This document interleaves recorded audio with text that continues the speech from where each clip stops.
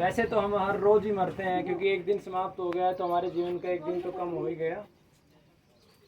बड़ी से बड़ी बीमारी हो या जीवन का बड़े से बड़ा लक्ष्य हो, उसे हासिल करने के लिए जो सबसे महत्वपूर्ण है वो है ऊर्जा। सिर्फ दो शब्द हैं इसे, ऊर्जा।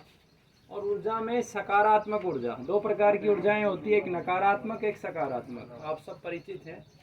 तो हमें सिर्फ और सिर्फ हमारे रोगी को सकारात्मक ऊर्जा देनी है, पॉजिटिव एनर्जी।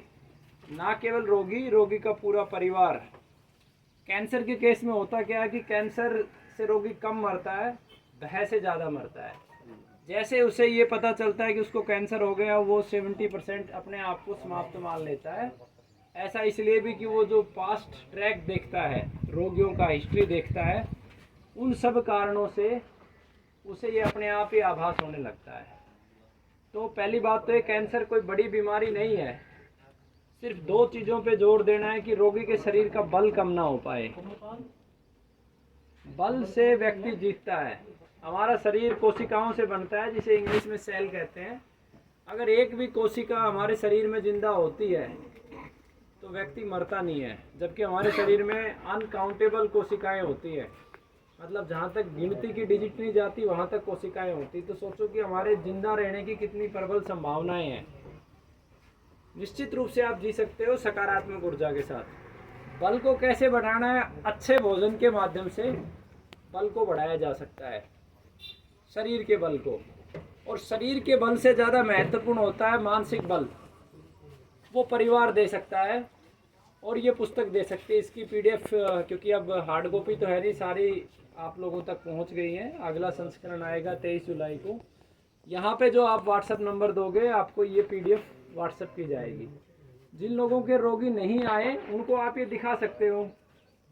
500 रोगियों का डाटा है जो ठीक हुए हैं, जिनको डॉक्टरों ने मना कर दिया था। और डॉक्टरों में भी बड़े से बड़े हॉस्पिटल, ऐसा कोई हॉस्पिटल नहीं होगा जिसका एग्जाम्पल आपको नहीं मिलेगा। प्राइवेट सेक्टर में बड़े से बड़ा जो हॉस्पिटल है उसका एग्जाम्पल मिलेगा।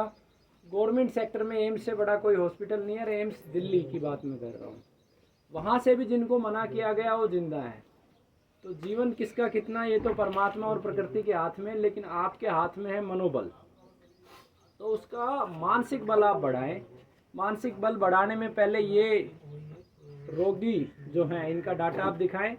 दूसरा, आपको YouTube चैनल का एक लिंक देगा, नहीं भी दिया होगा तो मेरे पास आने से पहले ये बच्चा आपको लिंक देगा।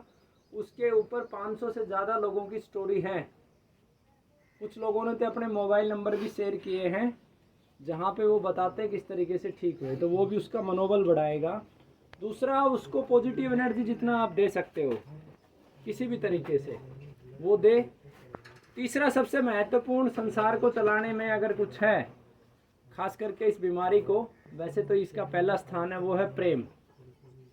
आज हमने प्रेम को सीमित कर दिया है, फिल्मों की वजह से या टेलीविज़न की वजह से प्रेम को हम कहीं जाके केंद्रित कर देते हैं।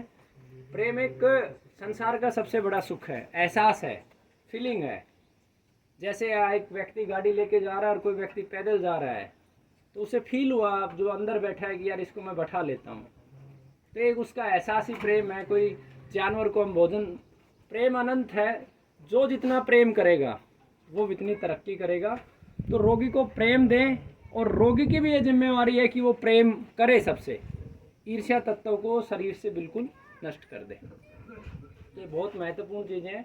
इसके अलावा जिसकी वजह से कैंसर होता है, वो इस पुस्तक में कारण दिए हुए हैं, आपको PDF मिल जाएगी, आसानी से आप पढ़ेंगे। उन कारणों को अपने घर से हटाएं।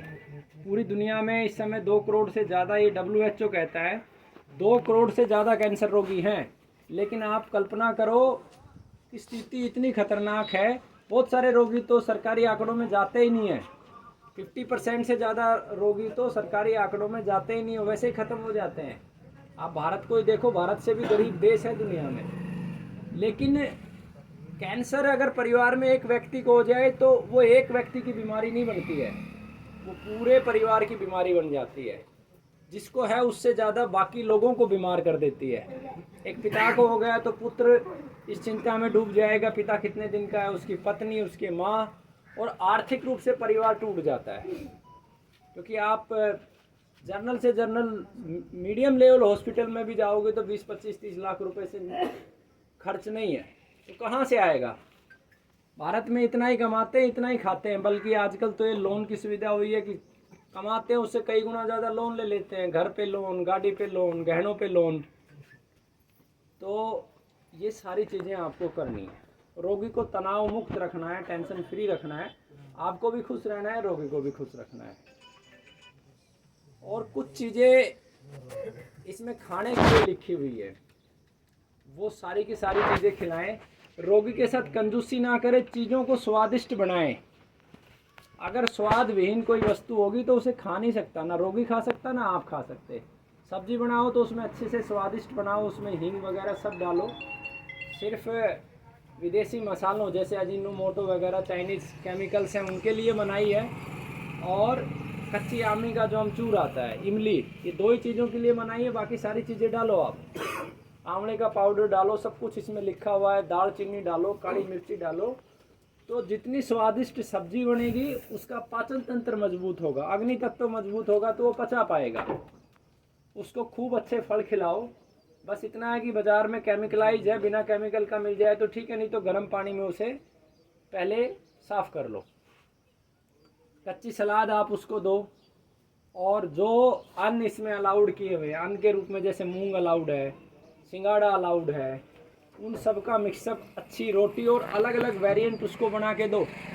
मूंग को बहुत अच्छे से बहुत टेस्टी बनाया जा सकता है हींग वगैरह डाल के। उसमें कच्ची प्याज, टमाटर, बीज रहित टमाटर उसमें आप डाल सकते हो। आंवले का रस उसमें आप डाल सकते हो। उसको जितना स्वादिष्ट आप बनाओगे उतना रोगी खाएगा।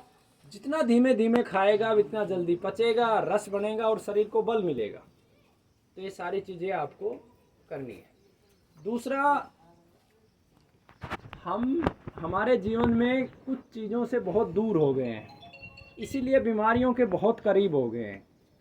उनमें सबसे ज़्यादा है कि हमारा जो डीएनए बना है, डीएनए का निर्माण हमारी पिछली 10 पीढ़ियों की दोनों चैनलों को आप जोड़ लो, माँ का भी और पिता का भी, वहाँ से हमारा डीएनए निर्मित होता है। और हमारे डीएनए में प्रेम है।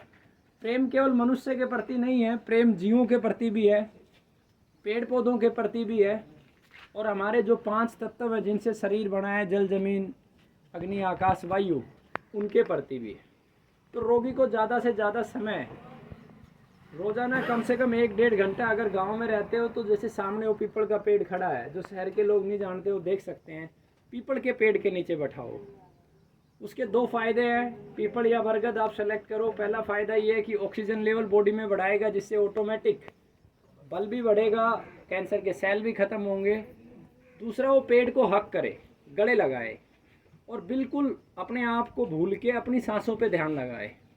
इससे भी एनर्जी ट्रांसफ़र होती है। कुछ चीज़ें ऐसी हैं, जैसे अगर आप गांव में रहते तो गाय ज़रूर रखें, देसी गाय आप रखें, उसकी सेवा करवाएं। जो लोग गांव में नहीं रहते वो गौशाला में जा सकते हैं, और जिनके लिए पॉसिबल नहीं है तो वो अन्य ऑप्शन देख लें। पार्क वगैरह में पेड़ पौधों के साथ ज़्यादा समय बिताएं।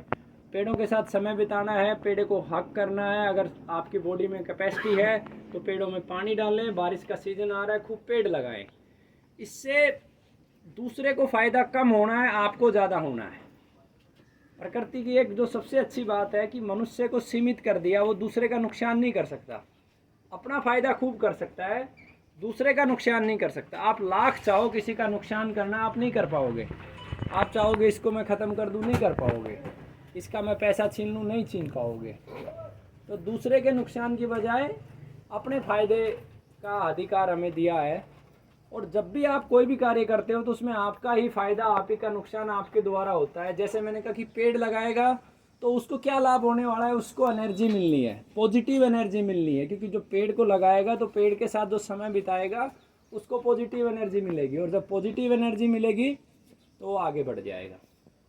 तो 3 चीज़ों को पकड़ लो, पेड़, पेड़ों में बरगद, पीपल, नीम, बेलपत्तर और आंवला, ये सर्वश्रेष्ठ है। ये नहीं कर सकते तो घर में आप छोटा सा गार्डन लगा लो, जिसमें तुलसी, मरवा, ब्रह्मी, इसमें पुस्तक में लिखे हैं वो पौधे लगा लो। कचनार कहीं है तो वो लगा लो, शीशम है। उसके बाद जीवों के साथ समय बिताना, जिसमें प्राथमिकता गाय है, रोज़ाना गाय को रोटी खिलाना। गाय नहीं मिलती है तो आप कुत्ते को एटलीस्ट एक रोटी खिला सकते हो, पक्षियों के लिए दाना डालो। ये सब आपके एनर्जी लेवल को बढ़ाने वाले हैं। दूसरा, नेगेटिव एनर्जी से दूर रहें। नेगेटिव एनर्जी मतलब ज़्यादा समय मोबाइल के साथ, है ना, बिल्डिंगों के अंदर हम बंद हैं। खुले में जितना रहेंगे आपको पॉजिटिव एनर्जी मिलेगी और आप बहुत जल्दी रिकवर कर जाएंगे। पॉजिटिव एनर्जी का एक और सोर्स भी होता है कि दूसरे की मदद करना। जैसे यहाँ से बहुत सारे लोग बिना गाड़ी के आए हैं, तो कितने सारे लोग गाड़ी के आए हैं जो गाड़ी के बगैर हैं, उनको आप साथ बैठा के हरिद्वार ड्रॉप कर सकते हो। आपकी एनर्जी बढ़ेगी, क्योंकि उसकी जो पॉजिटिव, जब आप किसी की मदद करते हो तो डेफिनेटली आपके मन से एक भाव निकलता है और वही एनर्जी है। जैसे पहले प्याऊ लगाते थे, प्यासा जाता है पानी पीता है तो वो तुरंत एनर्जी ट्रांसफ़र करता है। ये हमारे कंट्रोल में नहीं है, ये प्रकृति ने हमें दिया है। तो इन सब चीज़ों पे आपको फोकस करना है। बाकी जर्नल चीज़ें सारी पुस्तक में लिखी है, आपको PDF दे दी जाएगी। आप 1 बाय 1 करके अंदर आइएगा। दूसरी बात, जिसके पास पैसा नहीं है वो संकल्प लेके दवा निःशुल्क ले सकता है। वो जल हाथ में लेके संकल्प करवाएगा बच्चा कि मैं, मेरा परिवार कभी शराब, बीड़ी, सिगरेट, चाय, तंबाकू, लिपस्टिक, क्रीम्स, जो भी नेगेटिव एनर्जी है इनका इस्तेमाल हम नहीं करेंगे। नेल पेंट्स जो अननेसेसरी है, हमने बेवजह किसी को देख के अपने ऊपर लाद लिया है अपने आप को महसूस किए बगैर, तो उनका ये संकल्प करवाएगा। आप फ्री दवा ले सकते हो। पुस्तक में दवा बनाने की भी विधि है, कैंसर के कारण भी है। जितना आपके घर में कैंसर हो गया तो जितना आप बाकी लोगों को बचाओगे उसको तो ठीक करना ही है, क्योंकि नेक्स्ट नंबर हर किसी का आ सकता है। बहुत तेज़ी से फैल रहा है दुनिया में। दूसरे नंबर पे सबसे अधिक मौतें कैंसर की वजह से होती है। और वास्तव में देखो तो कैंसर से जब मौत होती है तो परिवार भी ख़त्म हो जाता है, क्योंकि आर्थिक रूप से टूट जाता है। ठीक है, आप एक एक करके आइएगा। ठीक है, कोई सवाल है आपका?